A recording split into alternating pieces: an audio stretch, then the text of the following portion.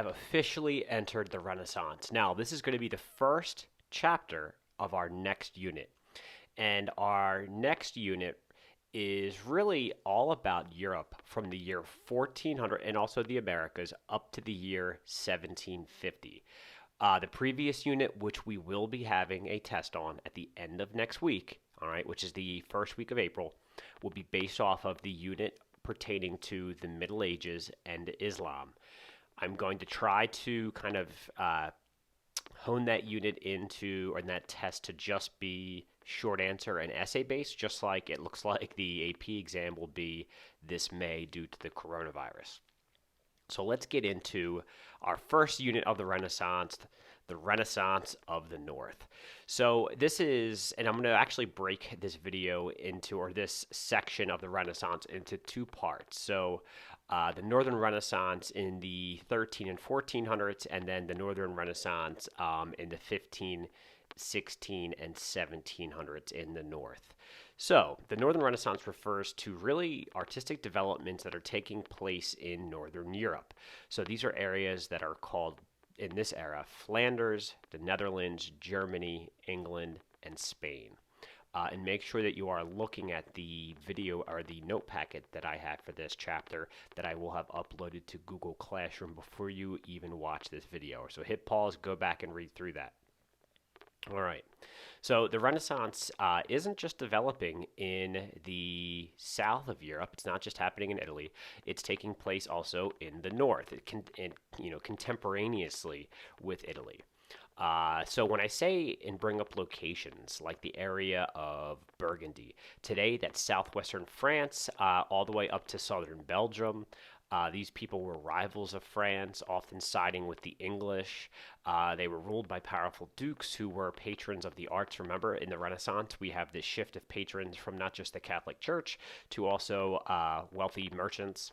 Flanders, whenever I reference that area, Flanders is essentially a modern day, it's in the modern day area of Belgium and the southern Netherlands. It had a lot of kind of cosmopolitan cities. Its prosperity was based on the selling of wool and banking, and painters of this region are known as Flemish painters. And then finally, the other area that is predominant in this northern area is the Netherlands, which is present-day Holland. And these painters are from the region today and are often called Netherlandish painters. So there's a rich artistic tradition that is inherent in this area.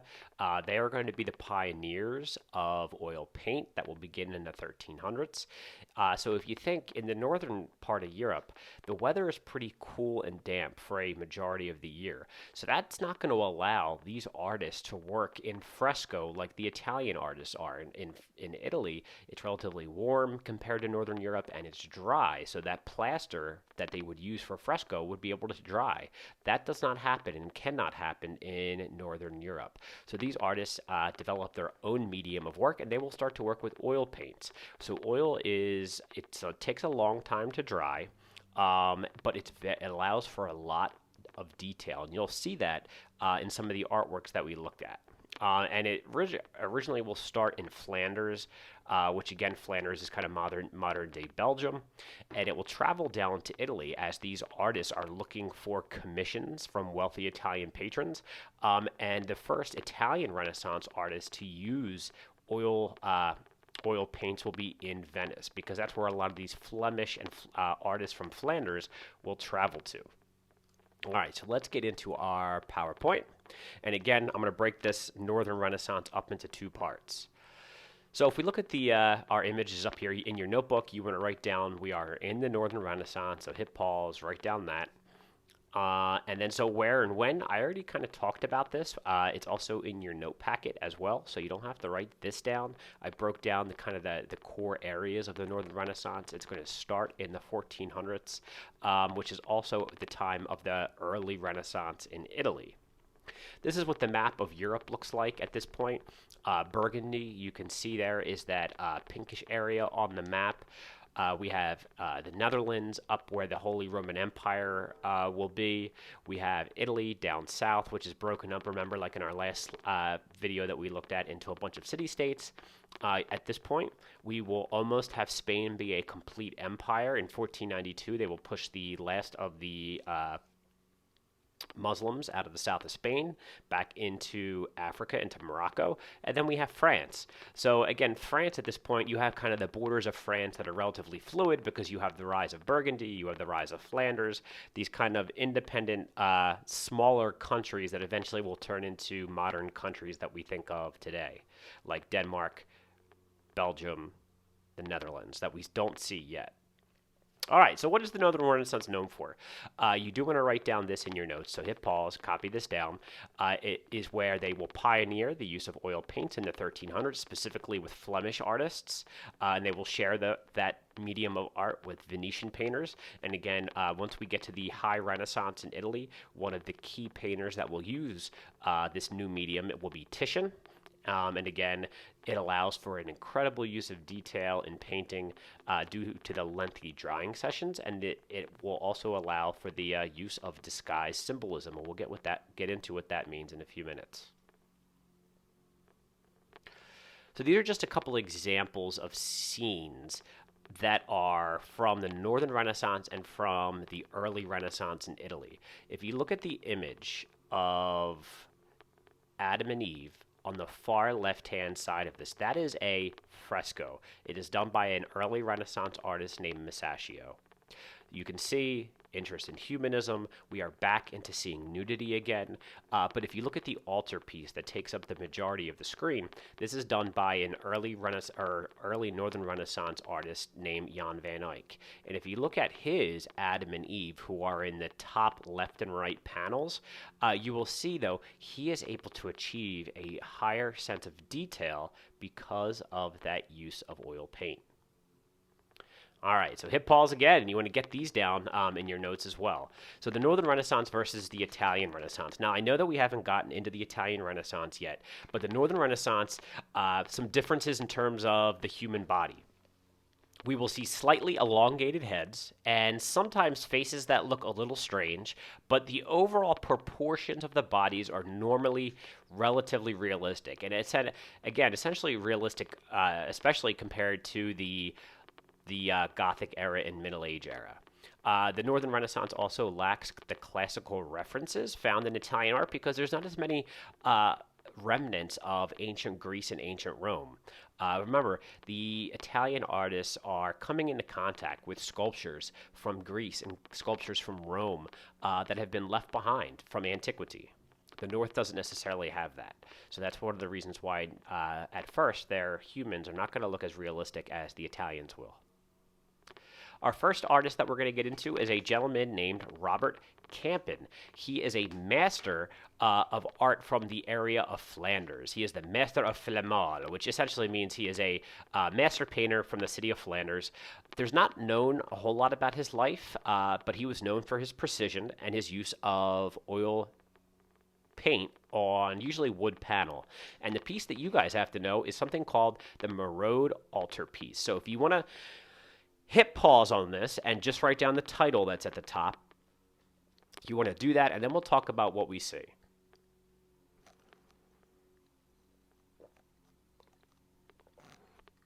So what we have here, and as I take a drink, is an altarpiece that's not that big. So this might have been in someone's home. They're not 100% sure because it's only a couple of feet by a couple of feet. And what we have really is three scenes. So what type of panel painting is this? This is called a triptych because there's three separate parts. And if you take a look, there are hinges on the two panels on the left and the right that connect it to the central panel, which means that they believe it would have been propped up on an altar either at a church, a chapel, or in someone's home. And then what common theme is being seen here? What do we have in the center? That's the key part. We have here the Annunciation. We have the angel Gabriel coming down and speaking with Mary. So what we see on the left-hand side is the donors. These are the patrons. They themselves had asked Robert Campin to portray him or portray them in the painting, which is what we see. The central panel shows the Annunciation, and then finally on the right-hand side we see Joseph, and he is working in his carpentry shop because he was a carpenter. And if you look, Mary is portrayed young. She was only supposed to be about 16 years old, and Joseph over there is much older. So, what kind of common characteristics of the Northern Renaissance painting are incorporated here? Well, we've got a lot of detail. We have a lot of use of oil paint, and we also have one of the other key figures of Northern Renaissance art, which is symbolism. So let's talk for a moment about the symbols. I'm going to have them on the next slide. But if we really focus at Mary's scene there in the middle, there's a couple of things that should hopefully pop out. First off, she's holding a white cloth over her hands as she holds the Bible, or not the Bible, but the Jewish Torah, that symbolizes that she is holding a sacred text. If you look at the flowers that are on the table, they are those white lilies that represent Mary's purity. Remember, she is supposed to be a virgin. The candle. What's odd about the candle on the table? Well, it has just been blown out, all right? And that is because this is the moment where Jesus will enter the world and he will get rid of the devil and get rid of sin, right? And then we have a basin in the background that represents baptism and the baptism that Jesus will provide to his followers. And then one of the other things that's rather odd is we see a little baby Jesus coming in through these light rays on the window, holding a cross, and it symbolizes the idea that he will then be flying into Mary's womb. All right, and that pretty much takes the symbolism of the centerpiece. And if we moved into Joseph's scene, we do see Joseph working at his workbench as a carpenter, and then on the ledge, the windowsill of his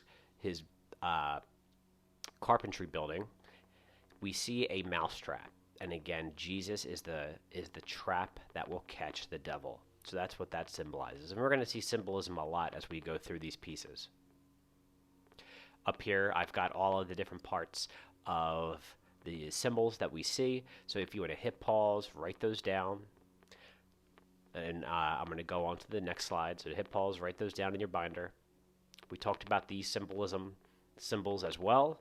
So if you want to read through those, you can hit pause, take a look at these.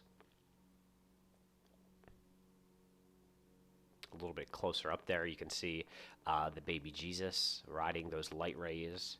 The basin also symbolizes the purity of Mary's womb. I didn't say that in the last slide. And if you look at the table, they have not mastered visual perspective yet, because we're seeing the table from almost this odd angle. We see the leg, but yet the table's slanted so that we see exactly what's on top of it. So that's not necessarily realistic perspective yet. But we do have this heightened sense of realism because of the detail of the oil paint and the images taking place here in the real world. So now on to our next artist that you need to know. His name is Yann Van Eyck, and this is somebody that you probably looked at your freshman year in World Cultures. He is a successful painter from the area of Europe in the north at this point called Burgundy, and his most famous works were the Ghent Altarpiece, the Arnolfini marriage portrait, and the Man in the Red Turban, which they believe to be his self-portrait. We're going to skip through the Ghent Altarpiece just because it's not one that you necessarily need to know.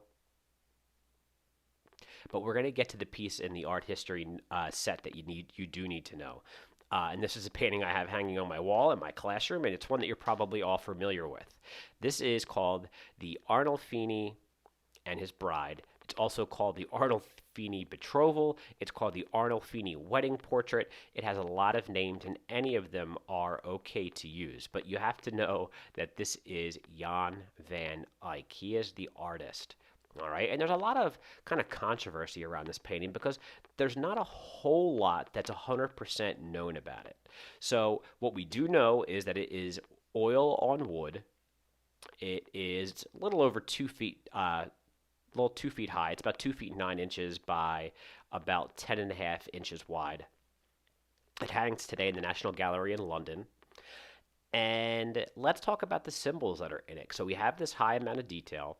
They believe that this is Giovanni Arnolfini. He was a wealthy Italian merchant who settled in the city of Bruges around 1421, and they believe that this is his bride, Giovanna, all right? And she is from a wealthy family as well.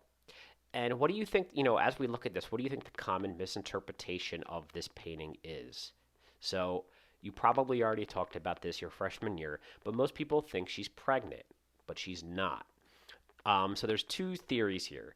So one is that this is an image of a woman who eventually will have died in childbirth. So that's one.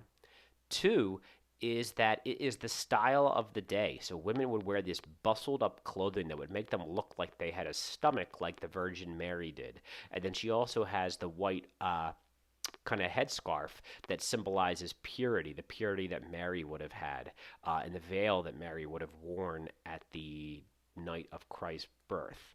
Okay, so that's some theory about who she is and why she has that dress that looks the way that it does.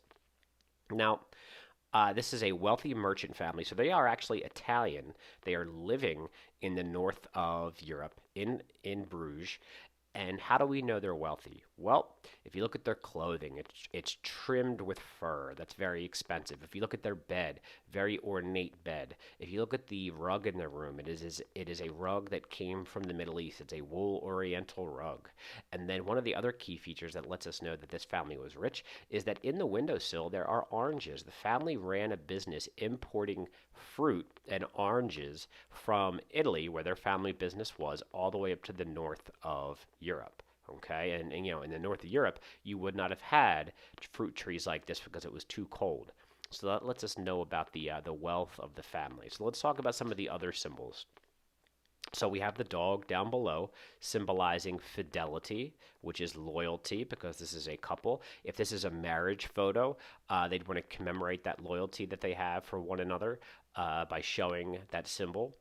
The candle up in the kind of the candelabra hanging from the ceiling there's only one, and what that symbolizes is that the Holy Spirit is present for this moment if it's a wedding portrait. We have the broom hanging from the bed in the background, which symbolizes the wifely duties of the lady getting married here. And, she's meant to clean the home.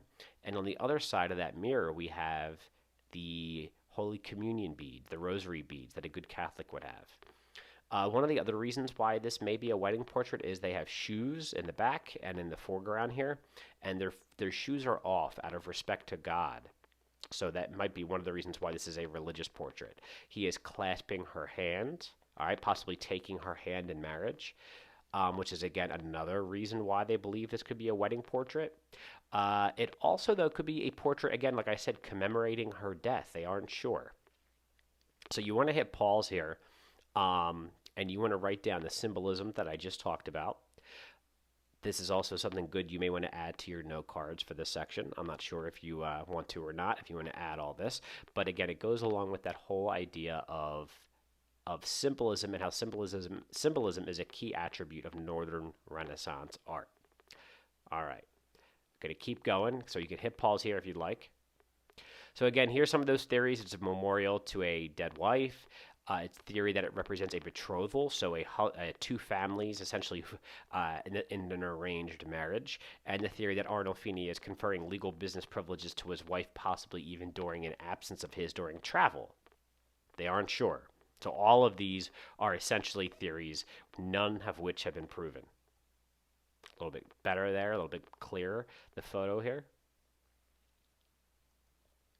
If you look into the back of the room, there's a convex mirror, and because of the oil paint, he was able to put the scenes of the Passion of Christ in these little medallions, these little roundules that go around the mirror. So this extreme amount of detail, with obviously very, very thin brushes, allowed these details to be inserted into the medallion, because again, these were still good Catholics. Arnolfini actually, or not Arnolfini, Yann Van Eyck actually signed the back of it, which has led some art historians to believe that maybe this was almost like a marriage document, like a marriage license that people would still get today, where you have to have witnesses sign that the couple got married. So that's another reason why they think that his name was signed so prominently in the middle. And this is Jan van Eyck's self-portrait, the man in the red turban. And you can just see the amount of detail that the oil paint allows. If you look closely by his eyes, you see the wrinkles, you see the realism here. And Jan van Eyck really was going for creating an extremely realistic version of whoever this might have been. Now, there's some historians that say, yes, this is definitely Jan van Eyck, and there's some that say, no, it's not. He's got this fur-trimmed jacket on, because, again, he lives in an area of the world that is relatively cold for a majority of the year, but just a really a heightened sense of realism that we haven't seen since ancient Rome. So if you were to think of the characteristics that we just talked about of the early Northern Renaissance, it is the use of oil paint. It is the use of symbolism. We still see a lot of religious imagery, specifically Catholic imagery, that will change as we get further into the Northern Renaissance and closer to the Protestant Reformation and past the Protestant Reformation. So in our next video, we're going to talk about German Northern Renaissance art, as well as some other areas that are from the later Northern Renaissance. So stay tuned, and I will see you again in just a little bit.